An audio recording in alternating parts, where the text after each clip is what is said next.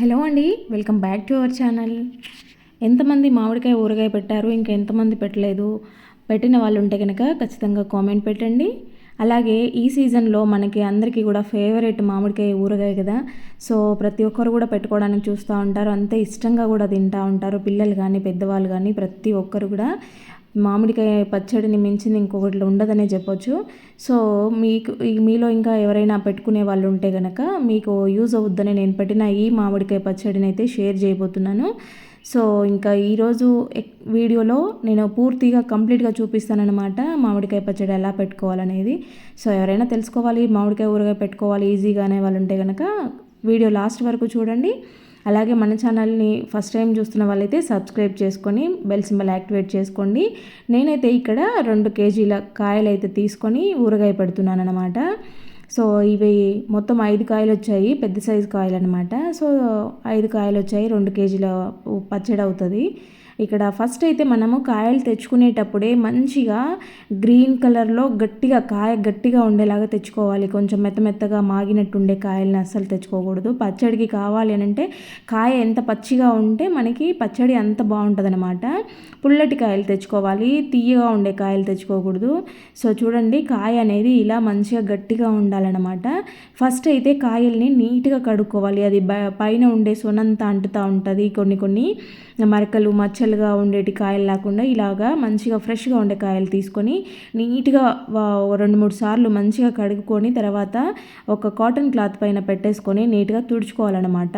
పచ్చడి పెట్టుకునేప్పుడు మనం ఇది నిలవ పచ్చడి కాబట్టి మనం వాడే గిన్నెలు కానీ బాక్సులు కానీ గరిటెలు కానీ ఏవైనా కూడా ఎండలో ఆరబెట్టిన తర్వాత మనం పచ్చడికి ప్రాసెస్ స్టార్ట్ చేయాలన్నమాట. అన్నీ కూడా మంచిగా డ్రైగా ఉండాలన్నమాట. క్లాత్తో తుడుచోవడం కాకుండా ఎండలో ఆరినవి గిన్నెలు గరిటెలు యూజ్ చేస్తే పచ్చడి ఎక్కువ రోజులు నిలవ ఉంటుందన్నమాట. సో ఇంకా అన్నీ కూడా రెడీ చేసుకున్న తర్వాత మనం కాయల్ని ముక్కలు కొట్టుకోవాలి. కాయల్ని నీట్గా తుడుచుకొని కొద్దిసేపు గాలిపారనిచ్చిన తర్వాత ఇలా తొడిమెలు తీసుకోవాలి. తొడిమె తీసిన తర్వాత అక్కడ కొంచెం రసం లాగా వస్తుంది కదా, దాన్ని కూడా క్లాత్తో ఇలాగా తుడిచేసుకొని తర్వాత ముక్కలు మనకి ఏ సైజు ముక్కలు కావాలంటే ఆ సైజు ముక్కలు. మనం తీసుకునే కాయ మంచిగా పెద్దగా ఉన్న కాయ తీసుకుంటే దానికి టెంక బాగా ఉంటుంది అనమాట. టెంక ఉంటేనే పచ్చడి బాగుంటుంది, ముక్క తొందరగా మెత్తగా అవ్వకుండా ఉంటుంది. ఇలా ముక్కని కొట్టిన తర్వాత దానిలో జీడి తీసేయాలి. జీడితో పాటు ఒక లేయర్ కూడా ఉంటుందన్నమాట. సో ఆ లేయర్ని కూడా తీసేసుకోవాలి, లేదంటే అది మన పొట్టలోకి వెళ్ళిపోయిందంటే డైజెస్ట్ అవ్వదన్నమాట. ఇక్కడ చూడండి, జీడితో పాటు ఒక లేయర్ ఉంటుంది. ఆ రెండింటిని కూడా నీట్గా తీసేసుకొని తర్వాత మనకి ఏ సైజు కావాలంటే ఆ సైజులోకి ముక్కలు కట్ చేసుకోవాలి. కొంతమంది చిన్న ముక్కలు పెట్టుకుంటారు, కొంతమంది పెద్ద ముక్కలు పెట్టుకుంటూ ఉంటారు.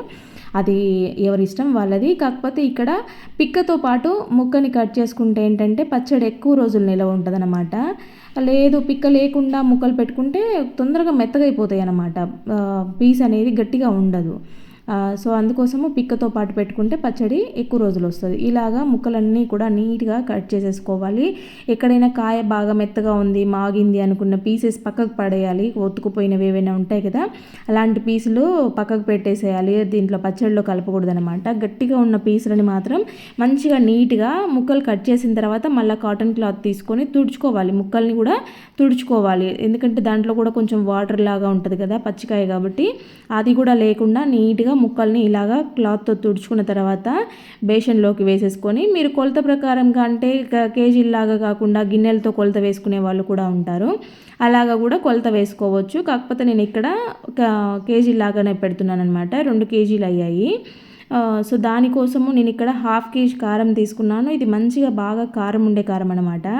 కారం ఎక్కువ తినే వాళ్ళైతే 2 కేజీలకి 1/2 కేజీ వేసాను. కొంచెం తక్కువ తినే వాళ్ళైతే కొద్దిగా తగ్గించి వేసుకోండి. అలాగే సాల్ట్ కూడా 1/2 కేజీ వేసేసాను.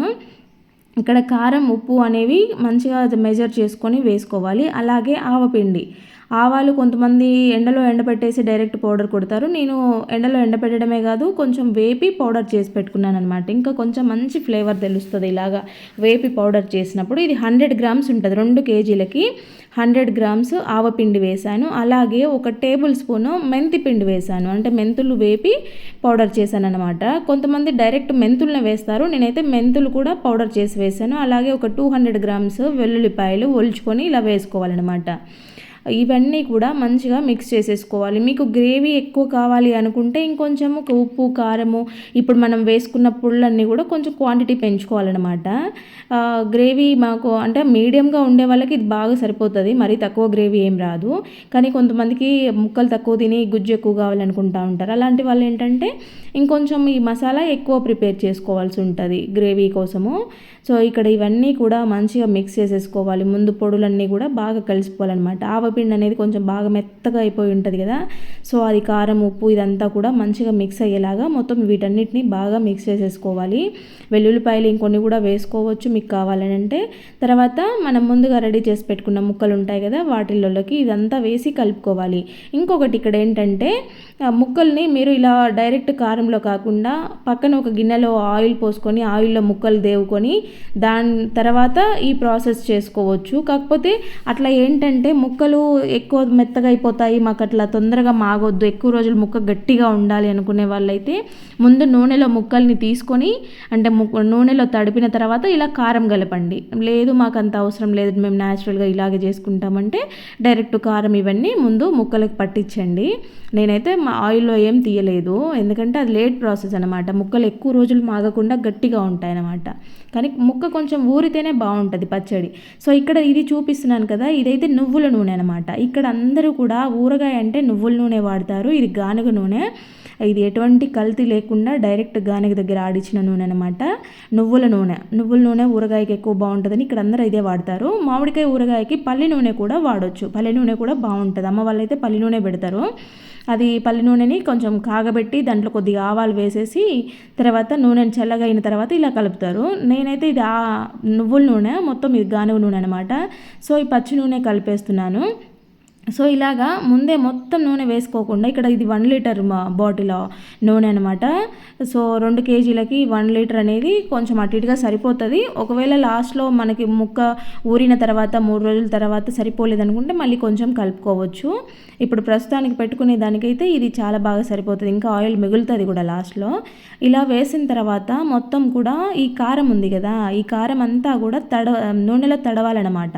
అంటే అట్లా పొడి పొడిగా డ్రైగా లేకుండా మొత్తం కూడా నూనెతో తడిచిపోవాలి. అట్లా తడిచేలాగా కలుపుకోవాలి. మొత్తం ఒకటేసారి పోస్తే అంతా ఒకటే దగ్గర కలుస్తుంది కదా, సో కొంచెం కొంచెంగా ఆయిల్ పోసుకుంటూ మొత్తం కూడా కింద నుంచి పైదాకా కలుపుతూ చేయాలి. అప్పుడు ముక్కలన్నిటికీ కూడా ఈక్వల్గా పడుతుంది అన్నమాట కారం అనేది. సో ఇది చూడండి, ఇలాగా మసాలా అంతా కూడా కింద నుంచి పైకి ఇట్లా కలుపుతున్నట్టు చేస్తే ఎక్కడ కూడా ఒక దగ్గర ఎక్కువ ఒక దగ్గర తక్కువ అన్నట్టు లేకుండా ఈవెన్గా కలిసిపోతుంది. సో ఇలా ఫైనల్గా ఇలా కలిసిపోయింది చూడండి, ఇలా ఉండాలన్నమాట. కారం అనేది పొడి పొడిగా లేకుండా మొత్తం తడిచిపోయి ఉండాలి నూనెతో. ఇప్పుడు మీరు జాడీలో ఇలాగా పెట్టేసుకోవాలి. మీకు బెస్ట్ ఏంటంటే మామూలుగా పింగాణి ఉంటాయి కదా, సో అవి కానీ ఇలా గాజువి కానీ అయితే పచ్చడి ఎక్కువ రోజులు ఫ్రెష్గా ఉంటుంది అనమాట, కలర్ చేంజ్ అవ్వకుండా ఉంటుంది. లేదు ప్లాస్టిక్వి కూడా ఎక్కువ పెట్టుకుంటూ ఉంటారు, అవి ఏంటంటే పచ్చడి కొంచెం నల్లగా అవుతుంది, కొద్దిగా కలర్ చేంజ్ అవుతుంది అనమాట. సో అట్లా కాకుండా ఎప్పటికీ ఫ్రెష్గా ఉండాలి అంటే మనం ఎన్ని రోజులు ఉన్నా కూడా ఇది ఫస్ట్ డే ఎలా ఉందో లాస్ట్ డే కూడా అలాగే ఉండాలి అంటే ఇలా గాజు బాటిల్లో కానీ పింగాణి జాడీలలో కానీ పెట్టుకుంటే బెటర్ అనమాట. సో ఇక్కడ నా దగ్గర జాడీ కూడా పింగాణిది ఉంది కానీ చాలా పెద్ద సైజు ఉందన్నమాట. సో ఇంకా అంత పెద్ద సైజులో ఎందుకనేసి చిన్నది దీంట్లో గాజు దాంట్లో పెట్టేశాను. ఇక వీళ్ళైతే ఆత్రం ఆగట్లేదనమాట.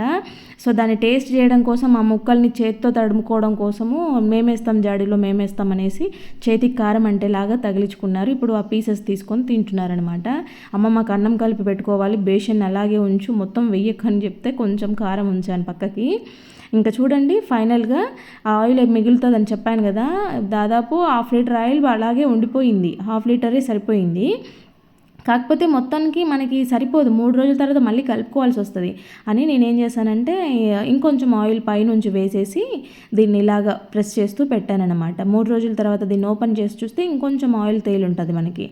అప్పుడు మనము ఈ ఉండే ఆయిల్ కూడా కలిపేసుకోవాల్సి వస్తుంది. అప్పుడు ఉప్పు కారము అన్నీ చెక్ చేసుకోవాలి. ఫస్ట్ అయితే ఇప్పుడు ఇలా పెట్టాం కదా, మనము ఇలా మూత పెట్టేసి ఏదైనా కాటన్ క్లాత్ తీసుకొని, కొంచెం వైట్ క్లాత్ అయితే బెటర్ అనమాట, కలర్స్తో ఉండేవి కాకుండా వైట్ క్లాత్ ఇలా తీసుకొని దీనికి మనము టైట్గా ఒక దారం చుట్టి పక్కన పెట్టేసుకోవాలి. 3 డేస్ వరకు దీన్ని ఓపెన్ చేయకుండా పెట్టుకున్నామనంటే పచ్చడి అనేది మంచిగా సేఫ్గా ఉంటుంది. 3 రోజుల తర్వాత తీసేసి ఉప్పు కారం అన్నీ సెట్ చేసుకొని ఒకవేళ ఆయిల్ తక్కువైనా కూడా ఆయిల్ కలిపేసుకొని ఇంకా మనము నిల్వ చేసుకోవడం అనమాట. సో ఫ్రెండ్స్, మరి వీడియో చూశారు కదా. వీడియో నచ్చితే మాత్రం ప్లీజ్ లైక్ చేయండి. అలాగే ఫస్ట్ టైం చూస్తున్న వాళ్ళైతే మన ఛానల్ని సబ్స్క్రైబ్ చేసుకోండి ఫ్రెండ్స్. పచ్చడి ఎలా ఉంది అనేది కామెంట్ పెట్టడం మాత్రం అసలు మర్చిపోవద్దు. ఓకే అండి, థ్యాంక్ యూ ఫర్ వాచింగ్.